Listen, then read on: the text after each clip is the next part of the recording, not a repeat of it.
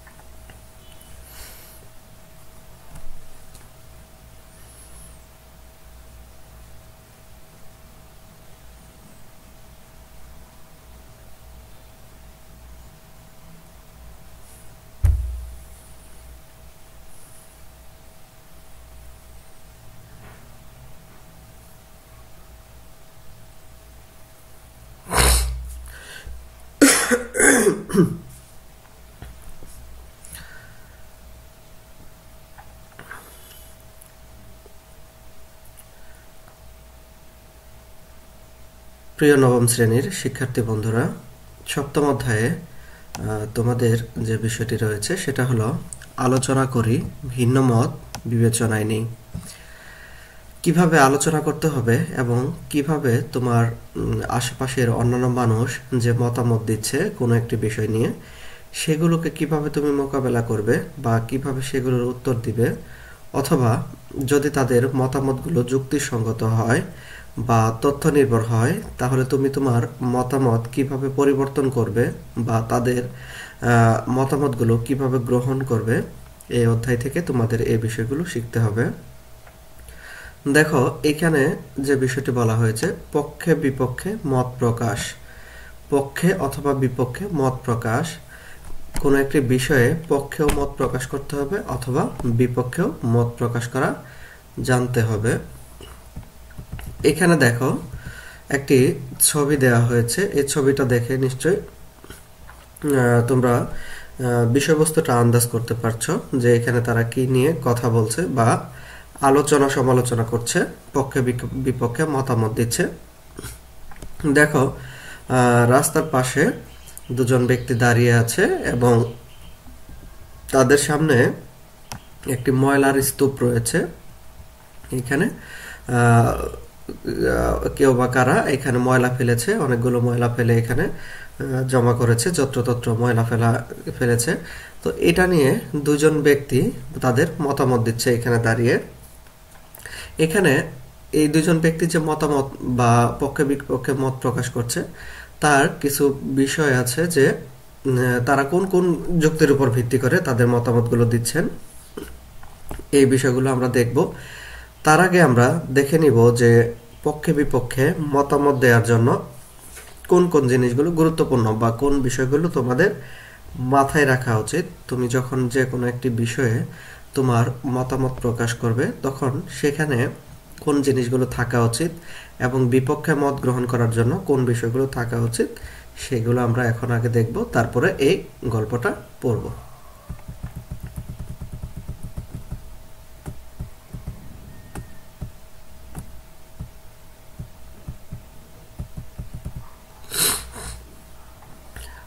দেখো, এখানে বলা হয়েছে মতামত ও ভিন্ন মত,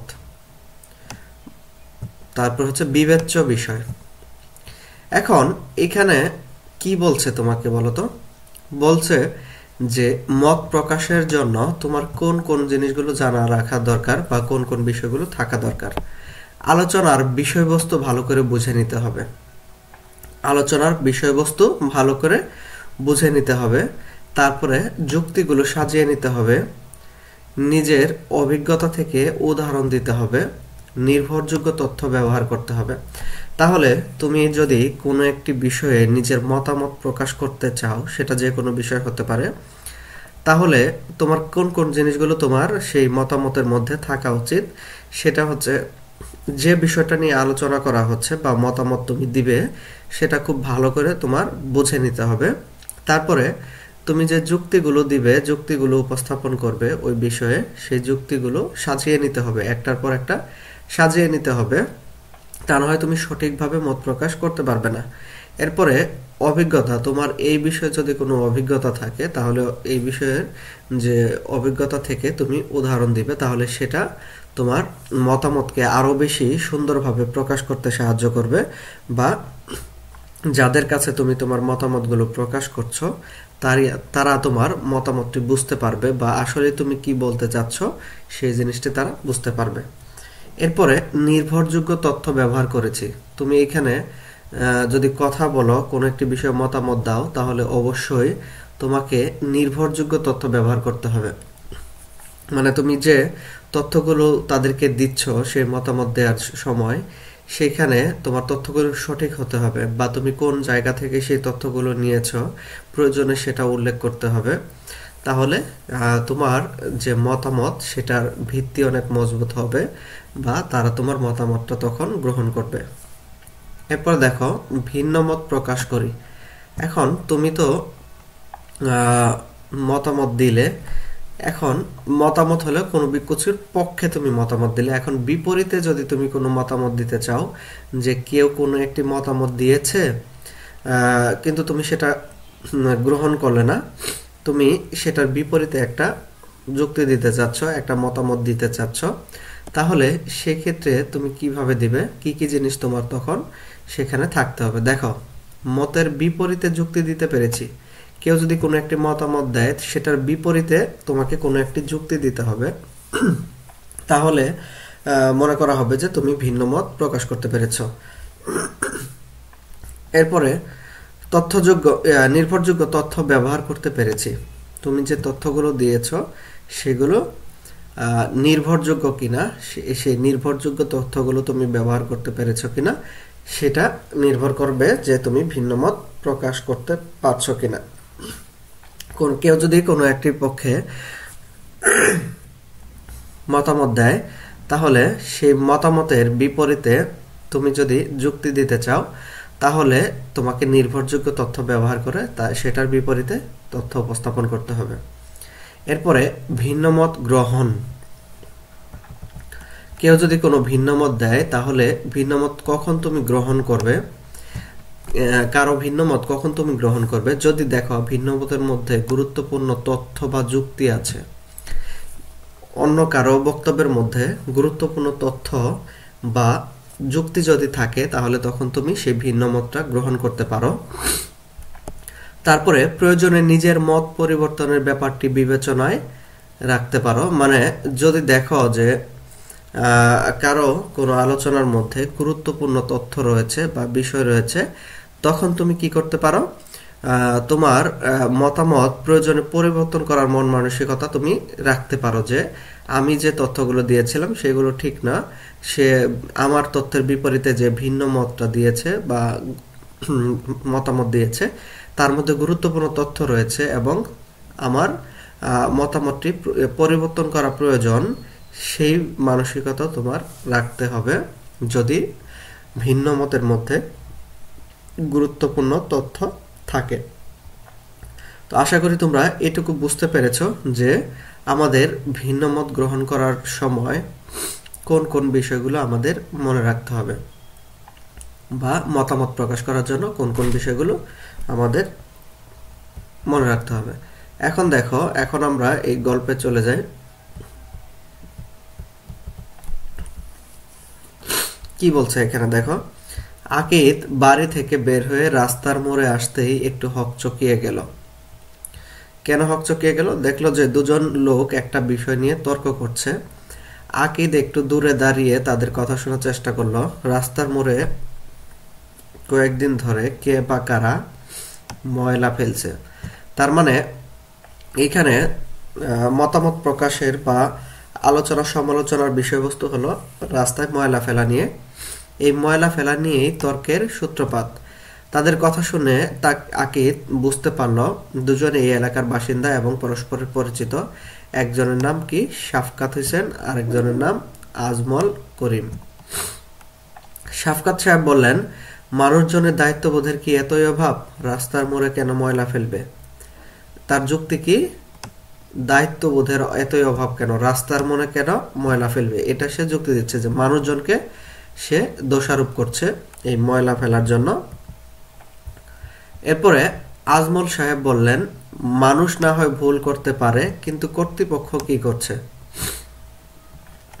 শাফকাত সাহেব একটু ক্ষিপ্ত হলেন, বললেন, এলাকা পরিষ্কার রাখার দায়িত্ব শুধু কর্তৃপক্ষের না, আমাদের প্রত্যেককে ব্যক্তিগতভাবে দায়িত্বশীল হতে হবে। এটা শাফকাত সাহেব বলছেন যে শুধু কর্তৃপক্ষেরই না, আমাদের ব্যক্তিগতভাবেও দায়িত্বশীল হতে হবে। এটা শাফকাত সাহেবের বিষয়। আর আজমল সাহেবের যুক্তি হচ্ছে যে এটার দায়িত্ব হচ্ছে কর্তৃপক্ষের। দুজনের তর্কের মাঝখানে এলাকার আরো কয়েকজন জড়ো হয়ে গেলেন। কয়েকজন শাফকাত সাহেবের পক্ষে এবং কয়েকজন আজমল সাহেবের পক্ষে অবস্থান নিলেন। একজন দাঁত মুখ খিচিয়ে বলে উঠলেন, এটা কি ময়লা ফেলার জায়গা? একজন বললেন কি যে এটা কি ময়লা ফেলার জায়গা? তার মানে তিনিও শাফকাত সাহেবের পক্ষ নিয়েছেন এবং বলতে চাচ্ছেন যে ব্যক্তিরাই এটার জন্য দায়ী। এভাবে ময়লা ফেলতে ফেলতে জায়গাটাকে ময়লার ভাগার বানিয়ে ফেলবে সবাই, যত সব। আরেকজন শান্ত গলায় বলার চেষ্টা করলেন, এখানে আগে কখনো ময়লা ফেলতে দেখিনি, আশা করি বিষয়টা কর্তৃপক্ষের নজরে পড়বে এবং আজকালের মধ্যেই হয়তো ময়লা পরিষ্কার করে ফেলবে। তারপর দেখো, সাদা শার্ট পরা একজন বলেন, আমাদের আবর্জনা ব্যবস্থাপনার উন্নতি করতে হবে। শুনেছি বিদেশে এক এক রকম ময়লার জন্য এক এক ধরনের বাক্স থাকে, আর আমরা যা পাই সব এক জায়গায় ফেলি। ঠিক আছে, এরকম মতামত দিচ্ছে। এখন দেখো, তোমাকে কিছু প্রশ্ন করেছে। উপরের নমুনার পরিপ্রেক্ষিতে তুমি কি মনে করো, মানে তুমি কোন পক্ষটা নিবে? এখানে তো আমরা দেখলাম যে অনেকগুলো পক্ষ বিপক্ষের মতামত। তাহলে তুমি কোন পক্ষটা নিবে? এলাকা পরিষ্কার রাখার দায়িত্ব কি ব্যক্তির নাকি কর্তৃপক্ষের? তুমি কি মনে করো, ব্যক্তির নাকি কর্তৃপক্ষের? এই বিষয়ে শ্রেণী তোমার মতামত প্রকাশ করো। এরপর একই বিষয়ে সহপাঠীদের মত নাও। তাদের কোনো ভিন্ন মত থাকলে তাও বোঝার চেষ্টা করো। অন্যদের মতের পরিপ্রেক্ষিতে প্রয়োজনে নিজের মত সংশোধন করে উপস্থাপন করো। দেখো, প্রথমে তোমাকে যে প্রশ্নটি করেছে, তোমার বক্তব্যের পিছনে কি কি যুক্তি আছে? তুমি এই যে ময়লা পরিষ্কার রাখার দায়িত্ব এটা কি ব্যক্তির না কর্তৃপক্ষের, এই বিষয়ে তোমার বক্তব্যের পিছনে কি কি যুক্তি আছে? তুমি কোন পক্ষকে এই দায়িত্বটা দিতে চাচ্ছ, বা তুমি মনে করো যে কোন পক্ষের এই দায়িত্ব? দেখো, এখানে তুমি বলতে পারো যে ময়লা পরিষ্কার পরিচ্ছন্ন রাখা এটা কর্তৃপক্ষ এবং ব্যক্তি উভয়েরই দায়িত্ব। উভয়ের দায়িত্ব। এইভাবে আমরা প্রশ্নের উত্তর দিতে পারি। কিভাবে উভয়ের দায়িত্ব? আমরা বলতে পারি যে কর্তৃপক্ষ নির্দিষ্ট স্থানে ময়লা ফেলার ঝুড়ি রাখতে পারে, তাহলে মানুষজন সেই ঝুড়িতে ময়লা ফেলবে। এটা হলো কর্তৃপক্ষের দায়িত্ব। এটা আমাদের প্রথম যুক্তি। এরপরে কর্তৃপক্ষের আরো দায়িত্ব হচ্ছে কি, কর্তৃপক্ষ বিভিন্ন ধরনের ঝুড়ি রাখতে পারে এক এক ধরনের ময়লার জন্য। যেমন যেগুলা পচনশীল ময়লা তা সেগুলোর জন্য এক ধরনের ঝুড়ি রাখতে পারে, যেগুলো প্লাস্টিক জাতীয় বা পচনশীল নয় সেগুলোর জন্য এক ধরনের ঝুড়ি রাখতে পারে।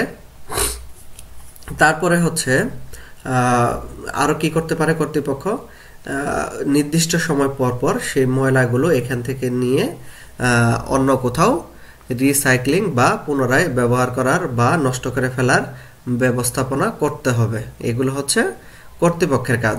আমরা এটা এই পিছনে যুক্তি দিলাম যে এগুলো কর্তৃপক্ষের কাজ। এখন মানুষের কি কি কাজ আছে দেখো।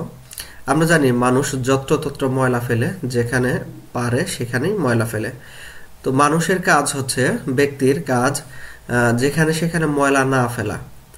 কর্তৃপক্ষ যেখানে ঝুড়ি রেখেছে, ময়লার ঝুড়ি রেখেছে, সেই নির্দিষ্ট স্থানে ঝুড়িতেই ময়লা ফেলা এবং সেই ময়লাগুলো বুঝে শুনে ফেলা। কিভাবে?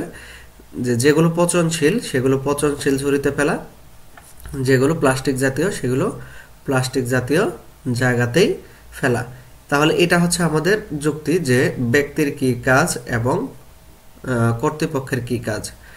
আশা করি তোমরা এটা এইভাবে লিখতে পারবে, এইভাবে যুক্তি উপস্থাপন করতে পারবে যে এটা শুধুমাত্র কর্তৃপক্ষের নয়, ব্যক্তি এবং কর্তৃপক্ষের উভয়েরই দায়িত্ব আছে বলে আমরা মনে করি। এরপরে তোমার সহপাঠীদের কোন কোন কথার সাথে একমত এবং কোন কোন কথার সাথে একমত নও। তোমার সহপাঠীরা যদি কোনো মতামত দেয়, ধরো এই বিষয়ে যদি কোনো মতামত দেয়, তাহলে কোন কোন কথার সাথে তুমি একমত এবং কোন কোন কথার সাথে একমত নও। দেখো, তোমার সহপাঠীরা যদি কোনো একটি পক্ষে মতামত দেয়, তাহলে তুমি সেটার কোনটার সাথে একমত। যেমন তোমার কোনো সহপাঠী যদি বলে যে কর্তৃপক্ষের এখানে দায়িত্ব রয়েছে, তুমি বলতে পারো যে হ্যাঁ, এই কথাটার সাথে একমত, কিন্তু আমি তোমার এই কথার সাথে পুরোপুরি একমত নই, কারণ এখানে ব্যক্তিরও দায় রয়েছে। ব্যক্তিরও কি রয়েছে? দায় রয়েছে। তো এগুলোর ক্ষেত্রে তোমাকে কি করতে হবে? তথ্য উপস্থাপন করতে হবে। তুমি যদি একমত হতে চাও বা ভিন্ন মত পোষণ করো, তাহলে এখানে সবচেয়ে গুরুত্বপূর্ণ যে বিষয়টা সেটা হলো এটার বিপরীতে তোমাকে নির্ভরযোগ্য তথ্য দিয়ে সেটার বিপরীতে কথা বলতে হবে, বা তুমি যেটা বলতে চাও সেই যুক্তিটা এখানে উপস্থাপন করতে হবে। আশা করি বুঝতে পারছো। এরপরে সহপাঠীদের ভিন্নমত প্রসঙ্গে তোমার বক্তব্য কি? তোমার কোনো সহপাঠী যদি ভিন্ন মত পোষণ করে, তাহলে সেক্ষেত্রে তোমার বক্তব্য কি? দেখো, আমরা কিন্তু দেখে এসেছি এর আগে যে কেউ যদি কোনো ভিন্ন মত পোষণ করে, তাহলে সেগুলো আমাদের কি করতে হবে বলো?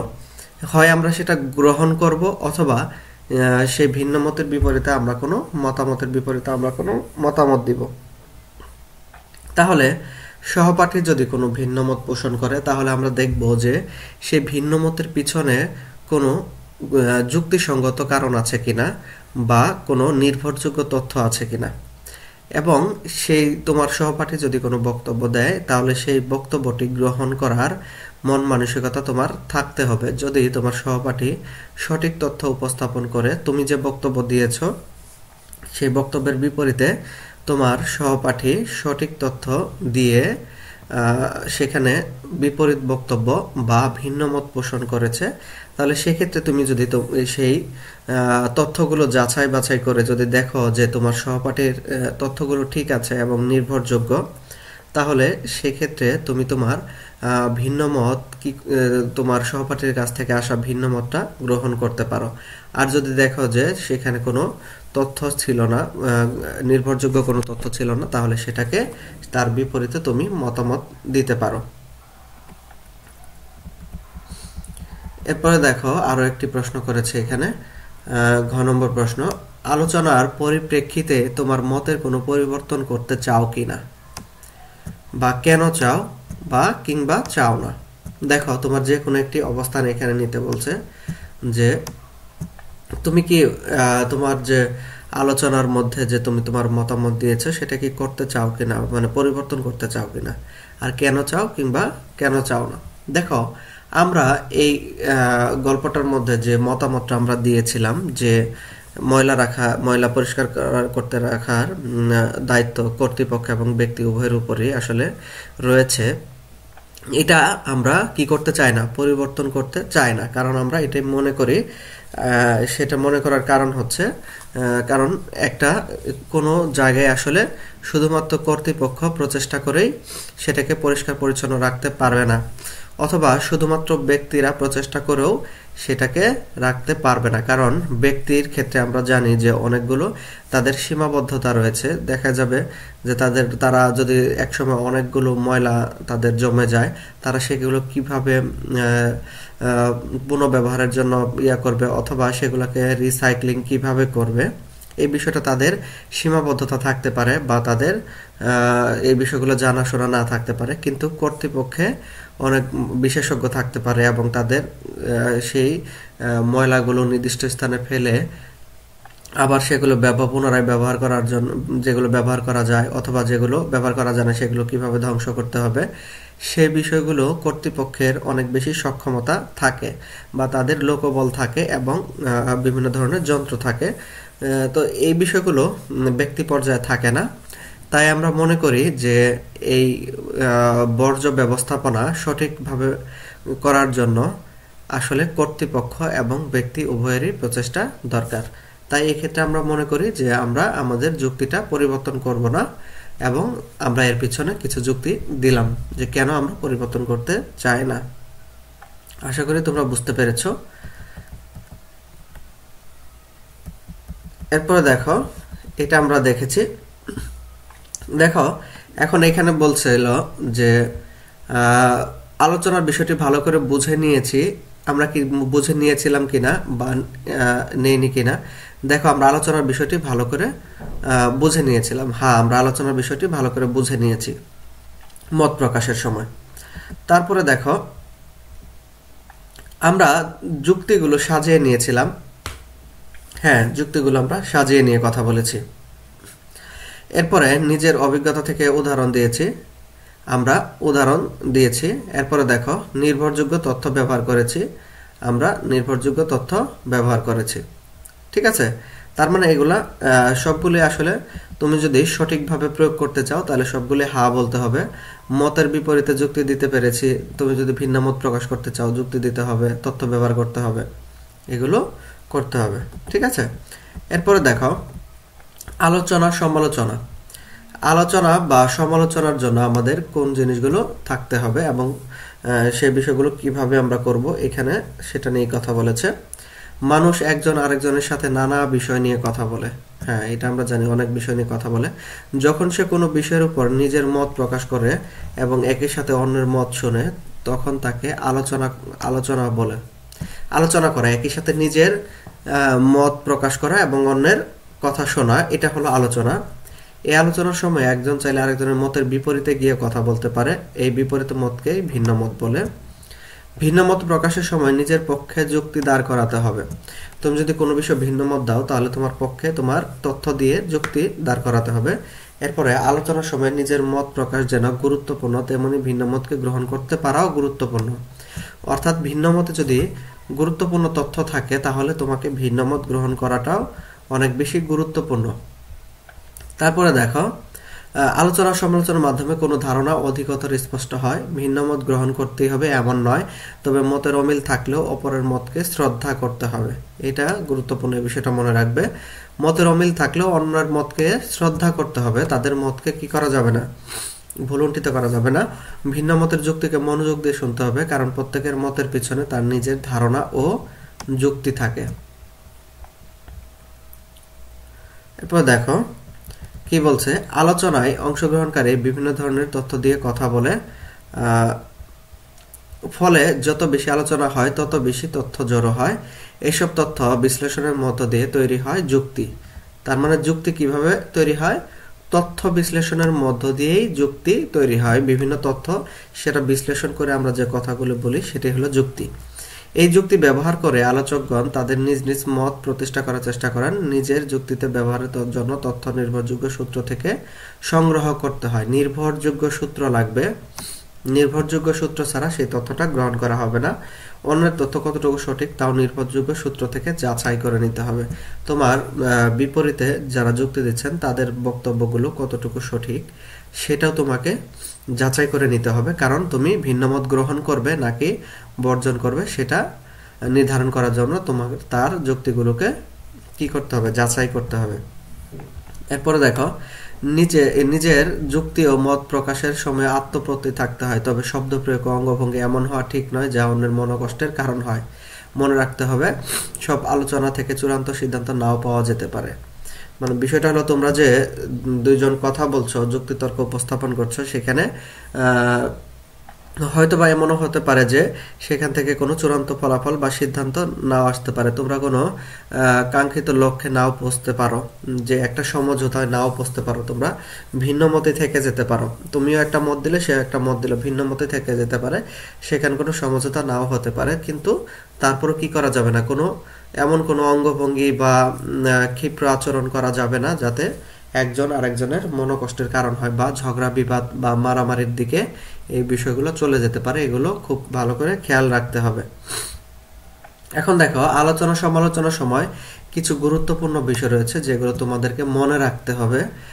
দেখো, এখানে কিছু বিষয় আছে। একটা হলো শান্ত থাকা। তুমি যদি কারোর সাথে কোনো কিছু বিষয় নিয়ে আলোচনা করো বা মত প্রকাশ করো বা ভিন্ন মত প্রকাশ করো, তখন তোমাকে শান্ত থাকতে হবে, শান্ত থেকে কথা বলতে হবে। মত প্রকাশ ও ভিন্ন মত প্রকাশের সময় আলোচকদের মধ্যে বিভিন্ন ধরনের অনুভূতি তৈরি হতে পারে। এই অনুভূতি নিয়ন্ত্রণ করে আলোচনা এগিয়ে নিতে হবে। আত্মপক্ষ সমর্থন করার চেষ্টা করতে হবে, ঠিক আছে। তারপরে আবেগকে পাশ কাটিয়ে শান্ত থাকার চেষ্টা করতে হবে।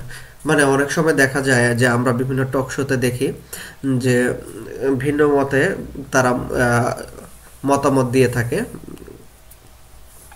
কিন্তু তখন কিন্তু তারা শান্ত থেকে কি করেন, আলোচনা চালিয়ে যান। তো আমাদের এই বিষয়গুলো মাথায় রাখতে হবে যে যখন কারোর সাথে কোনো বিষয় নিয়ে আলোচনা বা সমালোচনা করা হবে, তখন অনেক কথাই হয়তোবা তোমার রাগ হতে পারে, তোমার আবেগ কাজ করতে পারে, কিন্তু সেগুলো তোমাকে নিয়ন্ত্রণ করে শান্ত থেকে কথা বলতে হবে এবং আলোচনা চালিয়ে যেতে হবে। এরপরে ভিন্নমতকে ইতিবাচকভাবে দেখা। ভিন্নমত যদি কোনো দেয়, তাহলে সেখানে যদি ভুল থাকে তাহলে ভুল সংশোধন করে দিতে হবে তোমাকে, বা তার ভুল ধরে দিতে হবে। কিন্তু সেখানে ইতিবাচকভাবেই তোমাকে কথাগুলো বলতে হবে, ঠিক আছে। এরপরে দেখো, ভিন্নমত বোঝার চেষ্টা করা। কেউ যদি ভিন্ন কোনো মতামত দেয়, তাহলে তার মতামত ব্যক্ত করার জন্য সময় দিতে হবে। সে কি বলতে চাচ্ছে আসলে সেটা তাকে পুরোপুরি বলতে দিতে হবে এবং সেটা বুঝতে চেষ্টা করতে হবে তোমার, যে তোমার বিপরীতে যে বক্তব্যটা দিচ্ছে একজন ব্যক্তি, সে আসলে কি বলতে চাচ্ছে, তার যুক্তিগুলো কি, সে কোন তথ্যের উপর নির্ভর করে কথাগুলো বলতে চাচ্ছে, এগুলো তোমাকে বুঝতে হবে। এরপর ভিন্নমতের যুক্তিগুলো ভালো করে বুঝে নিতে হবে, তার যুক্তিগুলো। এরপর নিজের ভুল স্বীকার করা। যদি তুমি যুক্তি দিতে গিয়ে কোনো ভুল তথ্য ব্যবহার করো, তাহলে সেক্ষেত্রে তোমার সেই বিষয়টাকে স্বীকার করে নেওয়া, যে আমার ওই তথ্যটি ভুল ছিল, আমি আসলে তার জন্য দুঃখিত। এরপরে দেখো, ইতিবাচকভাবে শেষ করা।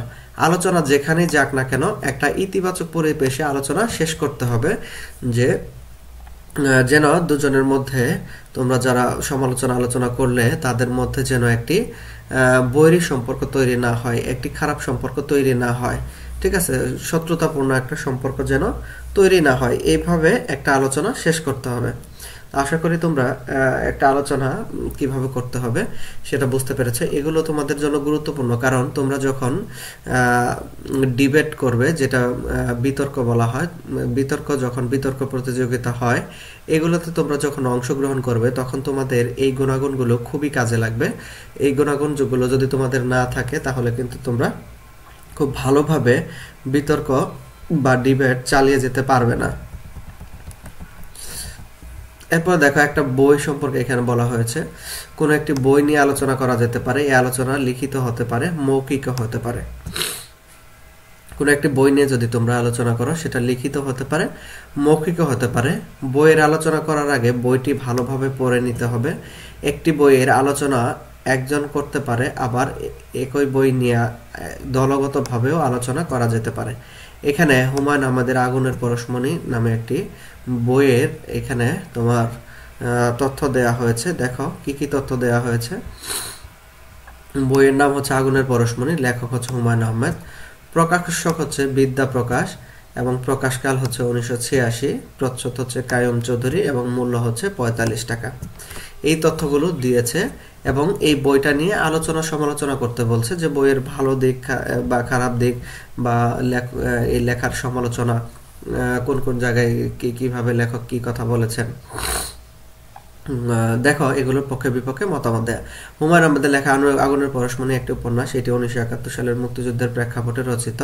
উপন্যাসটি মাত্র কয়েকদিনের ঘটনা বর্ণনা করা হয়েছে। ঢাকা শহরে একদল গেরিলা যোদ্ধা ঢুকে পড়ে এবং তারা কয়েকটি অপারেশনের অংশ নেয়, এটি উপন্যাসের মূল কাহিনী। তাহলে উপন্যাসের মূল কাহিনী হলো কি, ঢাকা শহরে একদল গেরিলা যোদ্ধা ঢুকে পড়ে এবং তারা কয়েকটি অপারেশনে অংশ নেয়। বদিউল আলম এই উপন্যাসের কেন্দ্রীয় চরিত্র। সে গেরিলা দলের প্রধান। অপারেশন সম্পন্ন করার জন্য সে ঢাকা শহরে একজন সরকারি কর্মচারীর বাড়িতে আশ্রয় নেয়। এই কর্মচারী ছিলেন মতিন সাহেব, যিনি তার স্ত্রী ও 2 মেয়ে নিয়ে ঢাকার একটি একতলা বাড়িতে থাকতেন।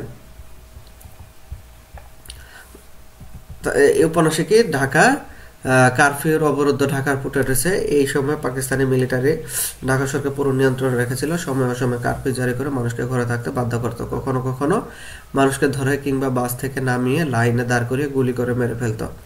সাধারণ মানুষের মধ্যে প্রবল উৎকণ্ঠা ছিল, কিন্তু পাকিস্তান সরকার দেখাতে চাইতো সবকিছু স্বাভাবিকভাবে চলছে। কিন্তু বদিউল আলম তার দল নিয়ে ঢাকায় ঢুকে বিভিন্ন অপারেশনে প্রমাণ করতে পেরেছে যে ঢাকা স্বাভাবিক নেই। দেশের অবস্থা জানার জন্য সাধারণ মানুষ স্বাধীন বাংলা বেতার কেন্দ্রে খবর শোনার জন্য চেষ্টা করত। স্বাধীন বাংলা বেতার কেন্দ্রে খবর প্রচার করা হতো। অপারেশনে অংশ নিতে গিয়ে বদিউল আলম গুরুতর আহত হয় এবং পরে মারা যায়।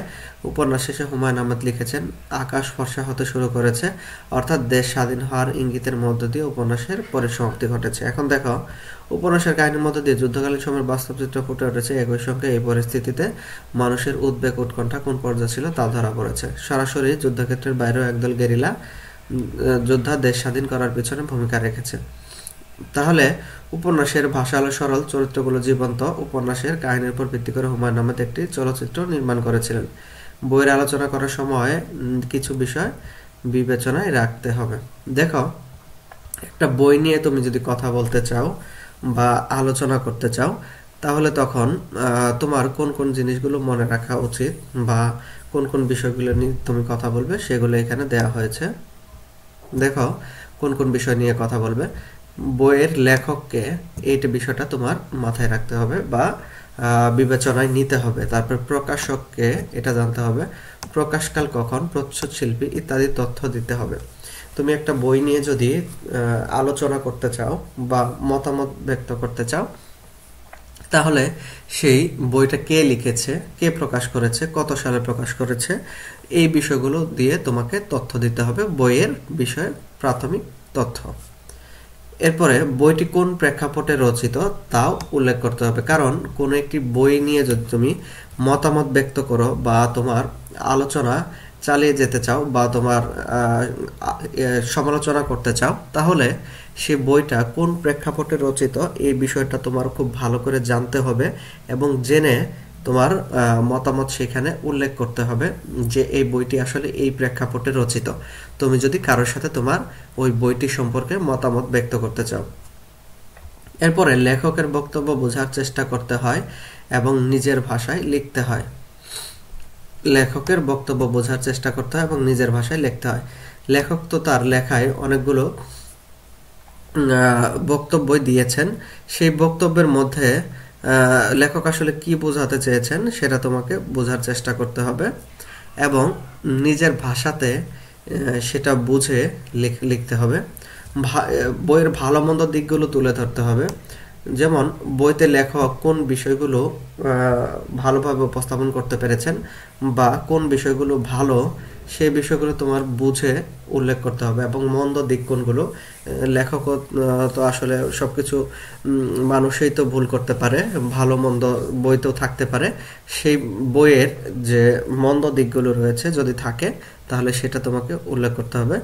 বইটির কোন বক্তব্যের সঙ্গে দ্বিমত থাকলে উল্লেখ করা যেতে পারে, মানে বইতে যদি কোনো বক্তব্য থাকে, এমন কোনো তথ্য দেওয়া থাকে যে তথ্যটা তুমি মনে করো যে সঠিক নয়, তুমি আরো বিভিন্ন তথ্য যাচাই করে যদি দেখো যে সেই বক্তব্যটা আসলে সঠিক ছিল না, সঠিক বক্তব্য এই বইতে উপস্থাপন করা হয়নি, তাহলে সেটার বিপরীতে তুমি দ্বিমত দিতে পারো বা দ্বিমত পোষণ করতে পারো, কিন্তু তখন তোমাকে অবশ্যই কি করতে হবে, সেটার বিপরীতে ভালো তথ্য দিতে হবে, তথ্য উপস্থাপন করতে হবে এবং তথ্য উপস্থাপন করে সেটাকে ব্যাখ্যা করতে হবে। তারপর দেখো, একই বইয়ের উপর লেখা আলোচনা এক একজনের এক এক রকম হয়, এটাই হচ্ছে ভিন্ন মত। কারণ আমরা জানি কোনো একটি বই বা যে কোনো বিষয়ে এক একজনের এক এক মত হবে, এটাই স্বাভাবিক। নানা মুনির নানা মত, এটাই হচ্ছে মানুষের একটা স্বভাবজাত বিষয় বা একটা নিয়ম। তো এই ক্ষেত্রে মানুষ ভিন্ন মত দিবে, ভিন্ন মত পোষণ করবে, এটাই স্বাভাবিক। এক একজনের আলোচনার সাথে অন্যরা কোনো জায়গায় ভিন্ন মত পোষণ করতে পারে, এটাও খুবই স্বাভাবিক। এরপরে দেখো কি বলেছে, বই, গল্প, কবিতা নিয়ে আলোচনা করি। বই, গল্প এবং কবিতা নিয়ে তোমাদেরকে এখন আলোচনা করতে বলছে। তোমরা শ্রেণীকক্ষে শিক্ষকের পরামর্শ নিয়ে একটি বই, গল্প বা কবিতা বাছাই করো, তারপর সেটির উপর একটি আলোচনা লেখো ও দলের সবার সামনে উপস্থাপন করো। একই বিষয়ের উপর দলের অন্যদের আলোচনা শোনো, এরপর পরস্পরের মতের উপর সমালোচনা করো। এভাবে আলোচনা সমালোচনা করে নিজের আলোচনাটি নতুন করে লেখো। তাহলে দেখো, তোমরা যে কোনো একটি গল্প বাছাই করতে পারো, যে কোনো একটি বই বাছাই করতে পারো, যে কোনো একটি উপন্যাস বাছাই করতে পারো। তাহলে সেই গল্পের বই, কবিতা বা উপন্যাস এগুলোর বিপরীতে তোমরা প্রথমে কি করবে, তোমাদের দলে দলে প্রত্যেকের যুক্তি উপস্থাপন করবে, আলোচনা করবে, তুমি নিজের মতামত দিবে এবং অন্যরা এই বইটা সম্পর্কে কি মতামত দিচ্ছে সেই বিষয়টাও শুনবে। শোনার পরে তোমরা পক্ষে বিপক্ষে আলোচনা সমালোচনা সবারই শুনবে। মানে তোমার সহপাঠী কেউ একজন কোনো মত দিচ্ছে, তুমিও কোনো একটা মত দিচ্ছ, অথবা তোমার বিপরীতেও কেউ কোনো একটা মত দিচ্ছে, অথবা তুমি কারো কোনো মতামতের বিপরীতে কোনো মতামত দিচ্ছ। তো এইভাবে দলবদ্ধভাবে সবার মতামত এবং আলোচনা সমালোচনা নেওয়ার পরে যখন সবার পরিপূর্ণ মতামত দেওয়া শেষ হয়ে যাবে, তখন তুমি কি করবে, এই আলোচনা সমালোচনা থেকে নিজের যে তুমি সেই লেখাটি লিখবে, পরিপূর্ণভাবে সেই লেখাটি লিখবে। কারণ আমাদের এই অধ্যায়ের উদ্দেশ্য হচ্ছে যেন আলোচনা সমালোচনার মাধ্যমে সর্বাধিক তথ্য সম্বলিত বা সমাধান সম্বলিত একটি লেখা যায় বা একটি জায়গায় পৌঁছানো যায়। এটাই হচ্ছে আসলে মূল উদ্দেশ্য এটার।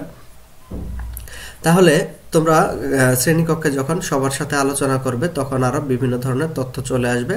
কারণ এক ব্যক্তি দেখা গেছে সবকিছু জানতে নাও পারে, তুমি নিজেও সবকিছু জানতে নাও পারো, কিন্তু যখন তোমার বিপরীতে তোমাদের সহপাঠীরা ভিন্ন কোনো মতামত প্রকাশ করবে বা মতামত দিবে, তখন তুমি সেই মতামত থেকে আরো নতুন নতুন তথ্য পেতে পারো।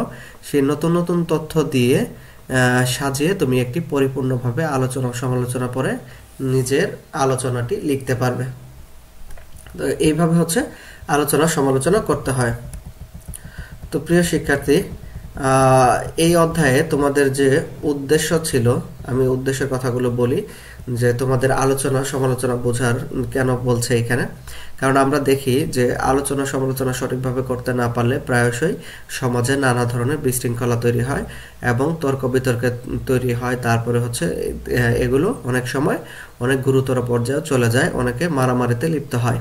তো এই বিষয়গুলো থেকে দূরে থাকার জন্য এবং ভদ্রচিত উপায়ে এবং সঠিকভাবে আলোচনা সমালোচনা প্রকাশ করার জন্য তোমার এই গুণগুলো থাকতে হবে।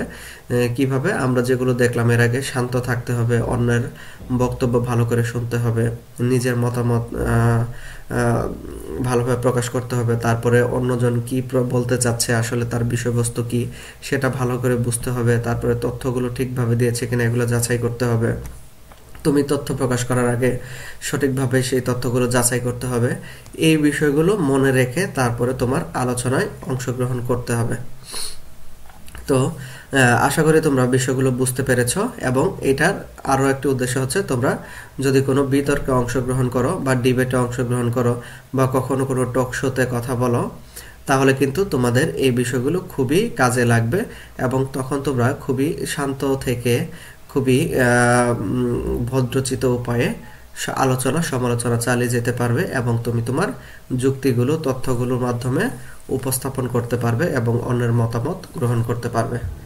তো প্রিয় শিক্ষার্থী, এইটুকু আশা করি বুঝতে পেরেছো। এরপরে দেখো তোমাদের 69-এর 7 মার্চ 1971, তারপরে 69 এগুলো কিছু দেওয়া হয়েছে, যেমন শহীদ নূর হোসেন গণতন্ত্রের পথে 90-এর আন্দোলন, এরকম একটি বিষয় দেওয়া আছে। আমরা জানি যে নূর হোসেন নামে একজন ব্যক্তি ছিলেন যিনি তার পিঠে এবং বুকে স্বৈরাচার নিপাত যাক, গণতন্ত্র মুক্তি পাক এরকম স্লোগান ধারণ করে তিনি একসময় রাস্তায় স্লোগান দিয়েছিলেন। এটা 69-এর গণ অভ্যুত্থান বলা হয়, যেটা এরশাদ বিরোধী আন্দোলন হিসেবে পরিচিত। ওই সময় স্বৈরাচার বিরোধী এই আন্দোলনে শহীদ নূর হোসেন মানে তাকে গুলি করে হত্যা করা হয় এবং সে হচ্ছে শহীদ হয়ে যায়, তখন পুলিশের গুলিতে নিহত হয়। প্রতি বছর এই দিনটি শহীদ দিবস হিসেবে পালন করা হয়। শহীদ দিবস তাহলে কত? 10 নভেম্বর হচ্ছে শহীদ দিবস। কত সালে? 1987 সালে 10 নভেম্বর। এর ধারাবাহিকতা 1987 সালে 10 নভেম্বর থেকে এটা শহীদ নূর দিবস হিসেবে পালন করা হয়, কিন্তু ঘটনাটি ঘটেছিল 1969 সালে।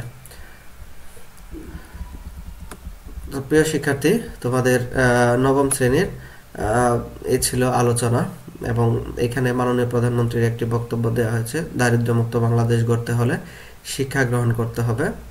এবং তারপর আরও একটি বিষয় আছে, বিদ্যা সজ্জনকে করে বিনয়ী এবং দুর্জনকে করে অহংকারী। তথ্য সেবা ও সামাজিক সমস্যা প্রতিকারের জন্য 333 কল সেন্টারে ফোন করুন। তারপর কি বলছে দেখো, নারী ও শিশু নির্যাতনের ঘটনা ঘটলে প্রতিকার ও প্রতিরোধের জন্য ন্যাশনাল হেল্পলাইন সেন্টার 109 নম্বরে ফোন করতে হবে। শিক্ষা মন্ত্রণালয়, গণপ্রজাতন্ত্রী বাংলাদেশ সরকার। ঠিক আছে, তো এটা হচ্ছে তোমাদের পরিপূর্ণ বাংলা বইয়ের আলোচনা। আমাদের সকল আলোচনা থেকে আশা করি তোমরা খুবই তথ্য নির্ভর এবং পরিপূর্ণ ধারণা পেয়েছ আমাদের সকল ক্লাসগুলো থেকে। আমাদের এখানে তোমাদের নবম শ্রেণীর বাংলা বইয়ের বিষয়ে পরিপূর্ণ আলোচনা করা হয়েছে, সকল অধ্যায় এবং টপিক নিয়ে। তো প্রিয় শিক্ষার্থী, এই ক্লাসগুলো আশা করি তোমাদের ভালো লেগেছে, এবং আমাদের এই ক্লাসগুলো যদি তোমাদের ভালো লাগে তাহলে অবশ্যই তোমরা ইজি টু গো এডুকেশনের সাথে থাকবে এবং আমাদের চ্যানেলটি তোমরা সাবস্ক্রাইব করবে। পরবর্তী অন্য বিষয়ের এবং অন্য সাবজেক্টের ভিডিও দেখার তোমাদের আমন্ত্রণ জানিয়ে এখানেই আমরা ক্লাসটি শেষ করছি। তোমরা সবাই ভালো থেকো, ইজি টু গো এডুকেশনের সাথে থেকো, সুস্থ থেকো। ধন্যবাদ সকলকে।